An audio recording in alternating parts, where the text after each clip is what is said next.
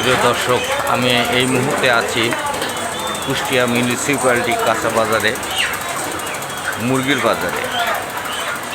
এখানে আপনারা দেখতে পাচ্ছেন ব্রয়লার মুরগি, সোনালি আছে, দেশি মুরগি আছে। কিন্তু বাজারে যেটা জানা গেছে, ব্রয়লার মুরগির দাম কিছুটা কমলেও অন্যান্য মুরগির দাম বৃদ্ধি পেয়েছে। কি কি মুরগির দাম বৃদ্ধি পেয়েছে ভাই?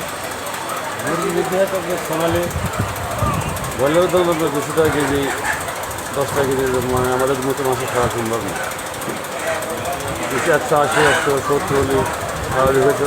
সেগুলোর পরে মিলে তো আপনার দাম 210 টাকা, সোনালি 350, বেশি 650, লেয়ার 380। খাওয়াই ধরেন আমাদের মতন লোকের খুবই কষ্ট করা যাচ্ছে এই আর কি। তাহলে তো এখানে যেটা বোঝা যাচ্ছে যে আসলে আমরা সাধারণ যারা মধ্যবিত্ত পরিবারের লোকজন আছে তাদের পক্ষে কিনে খাওয়া দুষ্কর হয়ে গেছে। হ্যাঁ,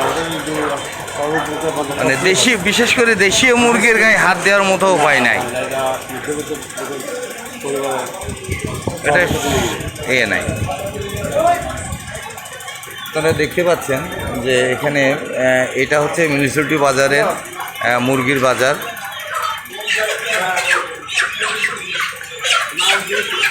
এখানে সর্ব ধরনের মুরগি পাওয়া যায়। একটা বড় মোকাম এটা মুরগির বাজারের, কিন্তু ক্রেতা সাধারণের নাগালের বাইরে চলে গেছে। মুরগির বাজার যেটা সাধারণ শ্রেণীর মধ্যবিত্ত পরিবারের পক্ষে অসম্ভব হয়ে পড়েছে বলে জানালেন একজন বিক্রেতা। বিক্রেতারা যখন এমন কথা বলছেন, ক্রেতারা তা কী বলবেন? আপনি কি মুরগি কিনতে এসছেন ভাইয়া? মুরগি কিনতে এসছেন? কি মুরগি কিনছেন? সোনালি। দাম কেমন পড়ছে? অনেক বেশি না আগের তুলনায়? তাহলে তো মানে মধ্যবিত্ত পরিবারের পক্ষ থেকে তো এটা অসম্ভব হয়ে পড়েছে, তাই তো?